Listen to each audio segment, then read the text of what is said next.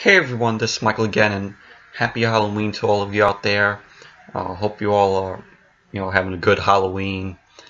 Taking your kids out trick or treating. Hope you all have a good time. So anyways, welcome to my review of last night's Hell in a Cell. And I thought last night's pay-per-view was okay, but wasn't perfect or great or anything, but thought it was just okay. It wasn't the best though, but overall, you know, like always, I'm going to tell you the matches that were fought and give my reviews on them. So let's get started. The first match that was on the kickoff show, it was the Cruiserweights. It was a six-man tag team match, Cruiserweights, and really enjoyed the Cruiserweights. Think they're really good, and they save. Sometimes they save Raw, even if Raw has a terrible show. The Cruiserweights, hold it up for their match. So sorry about that, but I was saying, the kickoff was the Cruiserweights. It was Cedric Alexandre, Lince Dorado, and Sin Cara versus Tony Nese, Drew Gulak, and Ariya Daivari. I think that's how you pronounce his first name. But it was an awesome match. Of course, it's the Cruiserweights. They put on good matches. Like I said, if Raw has a terrible show, the Cruiserweights save it with their matches. But it was a pretty good match, and you had Cedric Alexandre, Lince Dorado, and Sin Cara win the match with Alexandre putting Gulak in the lumbar check for the win. And like I said, it was a good match, and it's the Cruiserweights. So overall it was a good match, and really enjoyed it. And the matches to kick off the pay-per-view. The first match was the one out of the 3 Hell in a Cell matches. The first one was the Hell in a Cell. It was Roman Reigns versus Rusev for the United States Championship. And it was a pretty boring match, in my opinion, at first. And then it picked up a little better as it went on with Rusev getting the chain out from under the ring and using it on Roman Reigns. He strapped it around his head, to his mouth. But Roman Reigns ended up getting the win, retaining the title by spearing Rusev. But overall, it was a boring match, but it picked up later on in the match. And next was Bayley versus Dana Brooke. Entertaining women's match. I like both of them, both of these superstars. You all know I'm a huge fan of Bayley, and she's just awesome. Met her also. She was awesome too. But it was a very entertaining match. Both of them gave it all they got. But Bayley ended up getting the win with the Bayley to belly on Dana to win. But overall, it was a very entertaining match, and I really enjoyed it. And next was Enzo and Big Cass versus Gallows and Anderson. And before the match, you had Enzo and Cass cutting their segment, and they were joking around. They said there was something really funny where they say at the end, "This is Hell in a Cell. This is not Toy Story." And then Enzo said, "At the end of the night, I have to call Big Cass Woody." But it was really funny though. But overall, the match was really good. Liked what I saw in the match. Went back and forth. Wasn't slow. But Gallows and Anderson got the win with the Magic Killer. But it was Enzo. But they scored the win. And but overall, it was a good match. Happy that Gallows and Anderson got the win, considering they've been jobbing mostly mostly all their matches though. But good that they got a win, but because they needed it. So, and next match was the second Hell in a Cell match for the Universal title. It was Kevin Owens versus Seth Rollins. Very good match. In my opinion, the best match of the night. Yeah, just everything going in this match. You had just Owens dominated Rollins. Jericho comes into the cell, try to help Owens, retain. But Rollins, did what he had in the did what he had to do in the match. But they one funny thing in the match was Owens took the fire extinguisher out from under the ring and he accidentally sprayed the ref, which that was really funny. And just that was when Jericho came down and opened the cell door and tried to help Owens take out Rollins. And then what was really cool that there were the power bomb Owens took through a pair of tables, which that was really cool.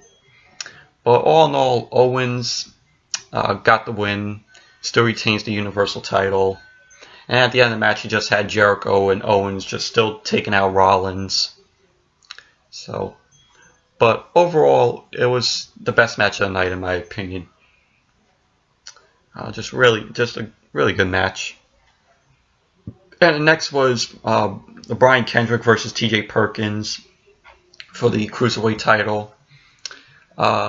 Really entertaining match. I like both of these guys. T.J. Perkins. I like his whole Mega Man music when he comes out to his entrance, which is really awesome. And I like seeing Brian Kendrick in the company again. But overall, Kendrick got the win.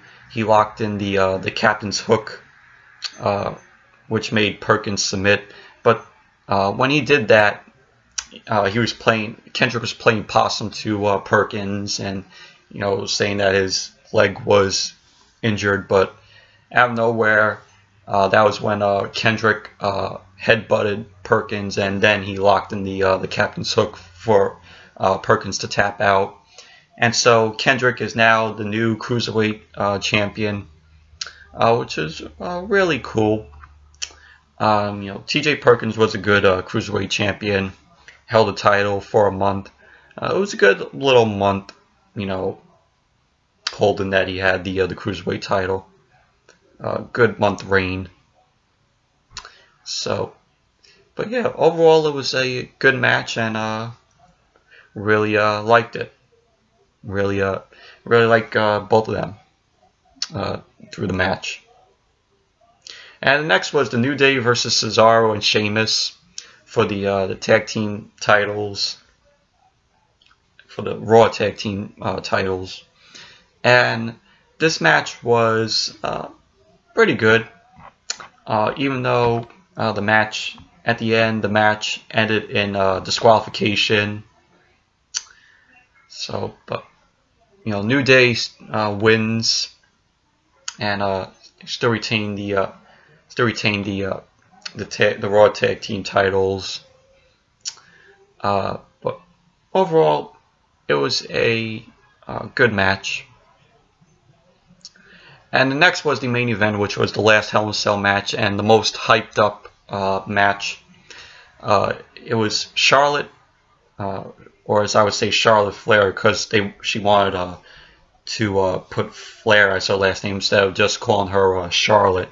So Charlotte Flair versus Sasha Banks in the Hell in a Cell for the Raw Women's title. And this match was good, but finished really disappointingly.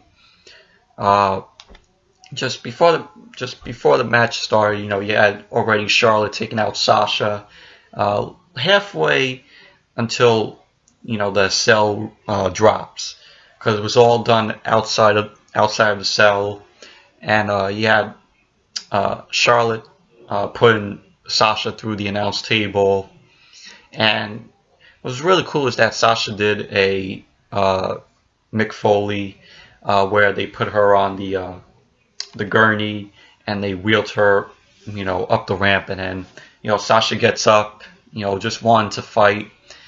So that was really cool. She pulled the Mick Foley when Foley did in the of course the classic Hell in a Cell with him and Taker from King of the Ring '98. But that was just really cool what she did, and, you know, through this match, you know, they used, you know, chairs, they used tables. It was really cool. Just both of them were dominating through the match. You had Charlotte put Sasha through the chair and, you know, kind of injured her back. But, you know, kind of injured Sasha's back. But you know, it was just overall domination from these two. Of course, at the end of the match, it ended disappointingly because Charlotte got the win with the natural selection to Sasha, and so Charlotte is now again the Raw Women's Champion. So, but they're just playing hot potato with the Raw Women's title. You know, it went from, you know, Charlotte. No, first it went from Charlotte, then to Sasha, then back to Charlotte, and then back to Sasha, now back to Charlotte.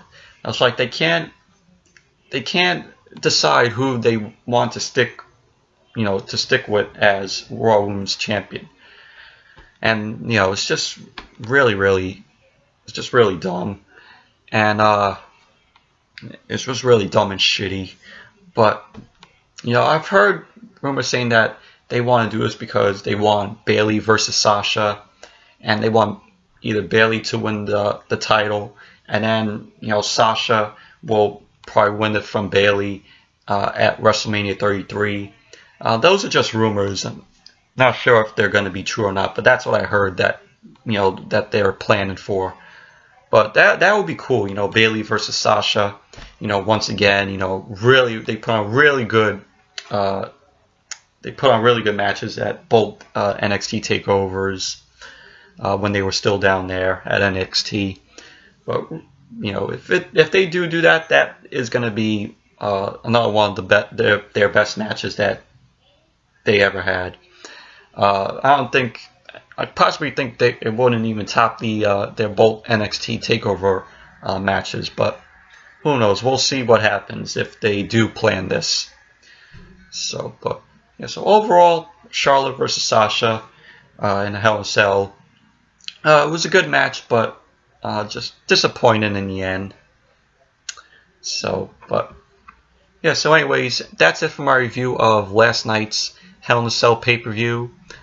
Thank you all for watching, and until next video, I'll see you all later. Bye.